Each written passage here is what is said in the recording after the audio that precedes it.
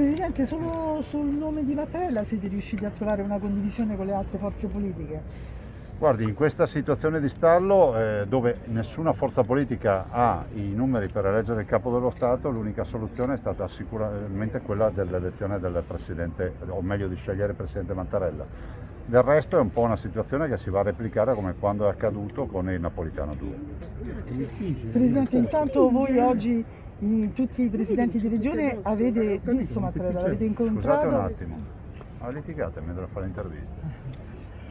Presidente, intanto oggi insieme ai colleghi governatori avete incontrato Mattarella, che cosa vi ha detto? Beh, Mattarella è stato molto felice dell'incontro. C'è anche da dire che ha sottolineato il ruolo delle regioni, ha ringraziato per tutto il lavoro che stiamo facendo, abbiamo fatto in questi 24 mesi rispetto al Covid e anche personalmente mi ha detto che lui effettivamente aveva già trasferito tutto quello che aveva nella sua residenza al Quirinale, quindi mi ha confermato che aveva programmato sicuramente di cessare con il mandato. Ecco, cambierà qualcosa nel governo?